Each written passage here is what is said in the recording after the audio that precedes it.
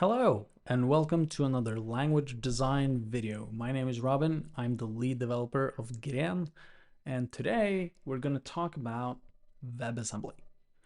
Now, it is a goal of Gren, admittedly long-term, to eventually compile to WebAssembly instead of JavaScript. There are a couple of reasons why we want to do that. First of all is that we get better control over the language semantics. We could potentially get better performance, potentially better memory efficiency, and we would likely get faster startup times and smaller programs. Smaller programs is just due to the nature of WebAssembly. It's a bytecode format as opposed to a programming language. So that just automatically gives us smaller programs as long as the runtime doesn't greatly exceeds, um, the existing one. Faster startup isn't only due to the programs getting smaller. It's also because WebAssembly has been designed to compile faster than you can parse JavaScript.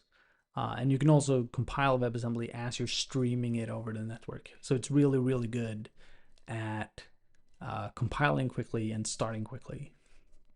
And potentially better performance and better memory efficiency is a direct consequence over the added control over language semantics that we get. Now, you might imagine that compiling to WebAssembly instead of JavaScript is difficult and presents a lot of challenges and painful migration. But if you're a user of Gren, that's not actually the case.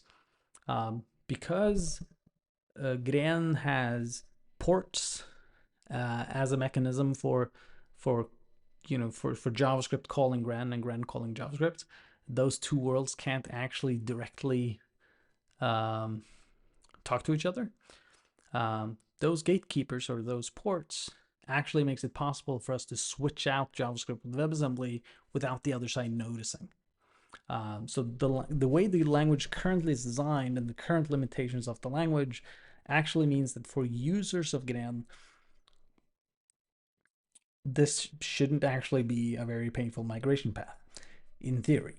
Now, for the core team, it's a very different story, and we're going to talk about a few of them. But really, most of the problems we face, or most of the challenges we have to overcome, stems from the fact that our compiler was never really built to generate anything other than JavaScript.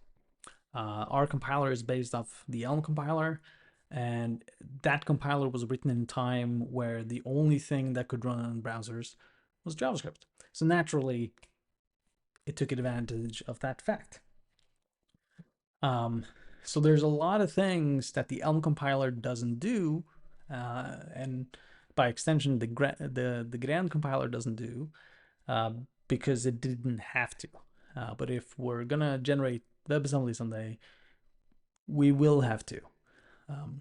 So I'm going to present a couple of cases here that presents challenges and opportunities, and we're going to talk about, what we would have to do, or what benefits we would get.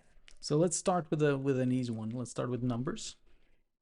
So in JavaScript, numbers are doubles or 64-bit floats. That's why in Gren you can have integers. You can have integers up to what we can represent with 53 bits. And 53 bits is kind of like the integer side of a 64-bit float, and the remaining 11 bits is for figuring out where the decimal point goes. And that's why you can have 53-bit integers in Gren. Now, ideally, this is what we have to work with when we compile JavaScript. There might be, like, if we had control over how numbers work, we might pick the different direction, right? Maybe integers should be 32 bits, which is common in most other languages, or maybe integers should be 64 bits. That wouldn't actually reduce or improve memory efficiency. Like, memory efficiency would stay the same, but you could have 64-bit numbers, which are larger and less prone to overflows, right? And perhaps more importantly, you can have integers instead of floats, which means that 1 divided by 0 is an actual problem and doesn't return a valid, not a number value. We could also opt for like a hybrid approach where numbers normally are 32 bits or 31 bit, and we use that remaining bit to kind of like tell if this is a reference to a bigger number in the heap or if this actually is a self-contained small number.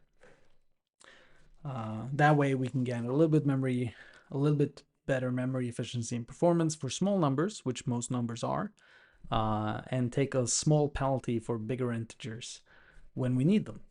Now it's an interesting fact that in JavaScript there's actual, or in Chrome's JavaScript engine, there's this concept known as a small integer or a SMI, where the JavaScript engine believes it's dealing with a small number, it can actually encode it pretty efficiently, because it can only always recompile the program if it turns out to be false later, right?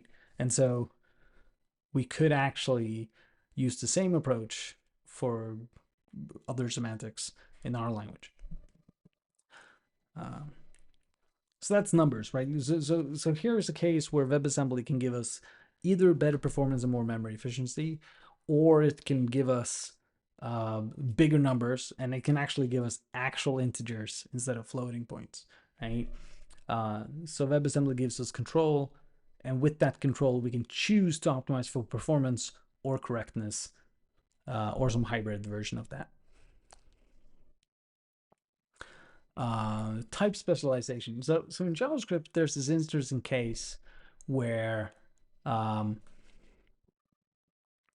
records, so all JavaScript objects has what is known as like a hidden class, and the JavaScript engine uses that hidden class to tell if two objects should compile to the same record type or struct type or something.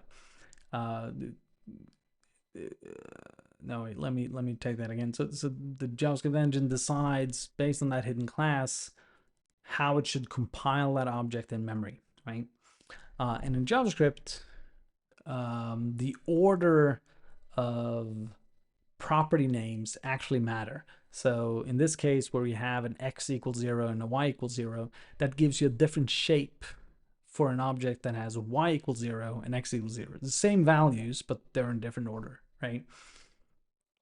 And because of this fact, the Elm compiler and the Gren compiler has this part of the code generation phase where every time it comes across an object literal, it will actually sort the property names. And when we're writing kernel code, we actually have to make sure that those property names are sorted. Otherwise, the JavaScript compiler will realize that, hey, we're dealing with two different types, and then generate suboptimal code. And the reason I'm talking about this here is because in WebAssembly, we don't necessarily have to sort values to get the performance that we want, right? With WebAssembly, we don't have to think very hard about how JavaScript optimizes things in order to get the performance, the memory efficiency that we want, which is good. There's this other thing where in Elm, the default data structure is a linked list.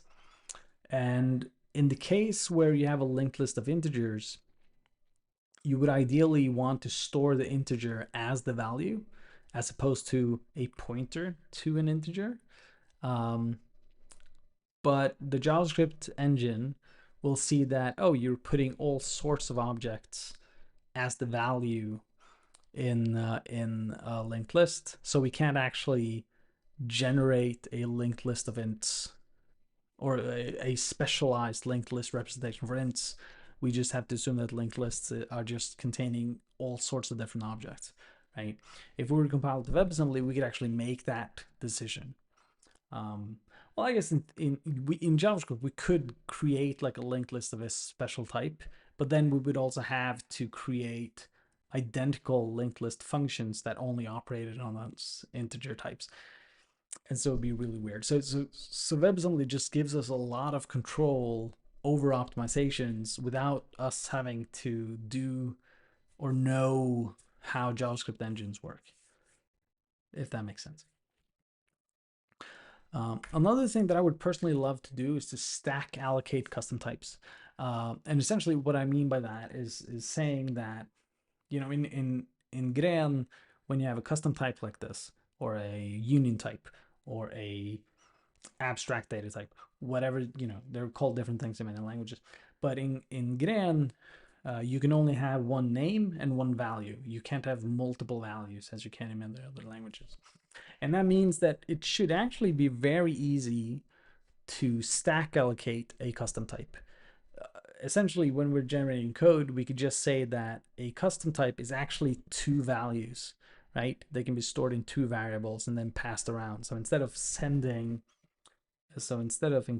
a custom type as a record with a key property and a value property, you can actually just split that up into two separate separate values and have the compiler make sure to pass both to every function call. Now, the part where this breaks down is when you're calling, if you're returning a custom type from a function. In that case, you have to wrap it in an object, because in JavaScript you're actually limited to one return value from a function. In WebAssembly, you're not. So in WebAssembly, you could return two values, and those would be returned on the stack. It wouldn't require allocating it on the heap, which means it would put less pressure on the garbage collector, let's say, right? And so by using WebAssembly here, we could actually guarantee that we'd use the garbage collector a lot less, because we could be certain that union types weren't actually allocated on the heap at all. And this would also apply for like small records. We just don't have that control in JavaScript. Now, I mentioned garbage collector, and in WebAssembly, we would be free to implement our own garbage collection scheme. So if we are able to stack allocate a lot of things, then and since Gren, it's not really common with cycles. I think there's a way of generating a memory cycle in Gren. I just don't remember how, but I believe someone has done it in Elm, so it should be possible in Gren as well. But in any case, Gren should be it should be okay with the reference counting scheme, as opposed to a tracing garbage collector, which JavaScript uses. And Rock, the language by Richard Feldman, does actually use this. And they have this optimization that I believe they took from another language called, I think it's called Lean, but I'm not sure. But essentially what they found out is that in a language that has no mutability, you can actually use the reference count to figure out when it's safe to do an optimization, to do a mutation that no one can notice. And so you still maintain the semantics of the language, but you're using mutation anyway, in the case where it sends. So to make an example here, in this function, which takes an array, maps every number by multiplying it by 2, and then discards every number that's less than 2. This map operation, the array it returns could be mutable, right? The keep if implementation could mutate the array that comes from map, and no one would notice. And if you had a reference count, and that reference count is 1, then at runtime you could actually decide that this is safe to do. And that's something we could have done in WebAssembly, but it doesn't necessarily make sense to do so in JavaScript. So those were some like ideas or some opportunities, some things that, you know, WebAssembly opens for us. But it requires a lot of work on the compiler end. Again, as I said, the compiler was never really designed to generate anything other than JavaScript. And so there's a lot of information, there's a lot of passes that the compiler simply doesn't do in relation to other compilers that we need to implement in order to support generating code to WebAssembly. Now, I'm not really a fan of just shutting things down for 4 years and implementing everything required in order to get WebAssembly out the door, then generating WebAssembly, and then having 4 years of undetected bugs to deal with. I'm more for like, I want to do things incrementally and release them when they're ready. And the good news is I think we can take that approach with JavaScript as well. Not with JavaScript, but in Gren as well. So if we were to look at numbers, right, there are actually ways to tell the JavaScript engine that this number is in fact a 32-bit int. And that's by adding this bitwise operation slash or pipe 0. Now by bitwise ORing a number with 0, you don't actually change the value of the number, but according to the JavaScript specification, bitwise operations truncates number to 32 bits. And according to the ASM.js specification, which was the precursor to WebAssembly, you could use this as a way of telling the JavaScript engine that this number will only be 32 bits. And I think PureScript does the same thing, where integers are 32 bits, and the way they enforce that they actually are 32 bits is by adding bitwise or 0 to all numbers. And we can do this, and this would give us like smaller ints if that's what we want.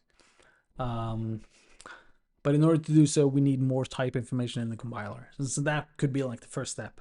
We add type information, and then we truncate all numbers to be 32 bits in size. Or we could do the 31-bit hybrid approach, where the first bit of an integer says that this is actually a much bigger number or not. And then we could store bigger numbers in a big int array or a big int weak map or something like that, right? So that's like, it's actually possible to do. It doesn't necessarily make sense from a JavaScript perspective, but if the end goal is actually turning this into WebAssembly, this is a way to do that. All right, for stack allocated custom types, we could simply divide a custom types into two values, a label and a key, and make sure to pass those along as pairs to every function that wants them. That would require us to have enough type information in the compiler to be able to tell where that happens, and it will also require us to be able to split a value in two in the compiler. Now, the one place where it breaks apart is return values, but we could use this destructuring syntax in JavaScript when it comes to return values. And we could sort of trust that the JavaScript engine will, when optimized, essentially do the same thing as stack allocation. But even then, I think in most cases we would avoid heap allocations, and we could do it in pure JavaScript for most of it. And when it comes to the reference counting and optimistic mutation, we could just do that in JavaScript. Now, adding a reference count to every object doesn't necessarily make sense in JavaScript. Like, it would increase the memory footprint of all records that we do this with. And it would add extra operations to manipulate that reference count. But if we get optimistic mutation out of it, then we can actually get a speed boost and reduce the pressure on the garbage collector that way. And so it might actually end up being beneficial after all. And I think the benefit of doing it in JavaScript first is that JavaScript is much easier to debug and visually inspect than WebAssembly. And so by incrementally adding these new code generation techniques over time, it should also be much easier to kind of like verify that the compiler does the right thing before we compile to WebAssembly. Now, there are many other things we could look at and improve on our road to WebAssembly, like closures, function closures. We need some way of dealing with that.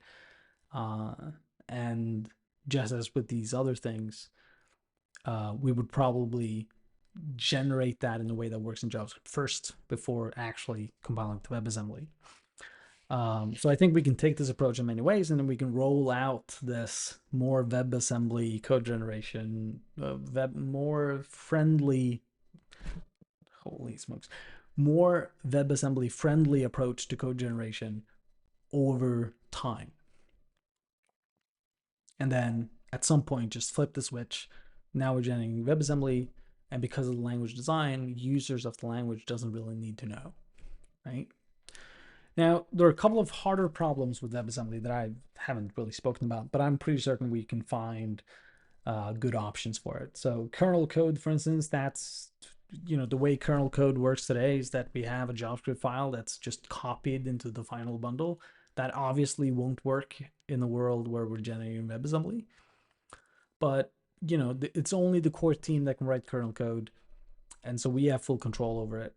And, we will take on that pain to make sure that works in the future. And I'm certain we can get there. It's a lot of work because we have a lot of kernel code, and it's a lot of code that needs to be tested carefully, but it's definitely doable. Debugging, today we have source maps for debugging Gren code in the JavaScript development tools, and source maps work great for JavaScript. They work for WebAssembly as well, but WebAssembly doesn't have strings, they don't have objects. Those concepts don't exist. And so I would imagine debugging WebAssembly generated Gren code would be a bad experience. Now, Chrome's JavaScript engine does support dwarf debugging information for WebAssembly. So that's something to look into. But that is also something that would probably take a while and take a lot of trial and error in order to get done. The string implementation. So WebAssembly doesn't have strings. Strings doesn't exist as a concept in WebAssembly, which means we could define our own, right? Which is good because we could implement strings in a more memory efficient and performant way than JavaScript strings. Unfortunately, we also rely a lot on JavaScript APIs. So for the virtual DOM, and those APIs require JavaScript strings. So should we just use JavaScript strings so that we don't have this conversion step when calling JavaScript APIs, or should we bite the bullet and have that conversion step because it makes strings in Gren code faster, better, whatever, right? That's something that has to be thought about carefully. And I actually don't know the answer today. And finally is should we rely on as much JavaScript as we do today? Because WebAssembly can be run outside the browser. You can compile WebAssembly to native code and have a native binary running in the system. And it would be nice to have a Gren mode that doesn't have any JavaScript APIs at all and only rely on WebAssembly, like the WebAssembly, like the VASI specification, which gives you some WebAssembly native APIs. That would be great, but I think that's also something we should consider once we do generate WebAssembly code. But I'm open for it. All right, so in summary, long-term goal of Gren is to compile to WebAssembly as opposed to JavaScript, right? The goal is not to support both JavaScript and WebAssembly code generation. We will have one target. This is going to be doable. It's going to be doable without too many, hopefully no sacrifices from the user's point of view. It should just be flipping a switch and now we're generating code WebAssembly. But of course, it will take a long time for us to get to a point where we can do that from a technical perspective. So the goal is to incrementally add information that the compiler keeps around and then generate JavaScript code in a way that looks more like WebAssembly and try to get as many benefits from that as we can. So it will take a long time, but we will get there, and you will see sort of some of the improvements that we make before we get to full WebAssembly code generation. Oh, that actually, I realized there's one thing I forgot to mention. Like by increasing the amount of things we have to do in the compiler, that will most likely affect compile times. So that's also something to look out to. Like fast compile times, it's something that is the goal of Gren. But if we're going to compile to WebAssembly, we are going to sacrifice some of that, most likely. But I believe that because the language design of Gren is to be like a small language with a very tiny syntax, we might not be as fast to compile as Elm, but I think we will still be fast to compile. So I think we can be a fast compiler and target a more advanced or more complicated instruction set than JavaScript. I'm optimistic, at least. All right, that's all for now. Thank you for listening, and I'll probably see you in the next language design video.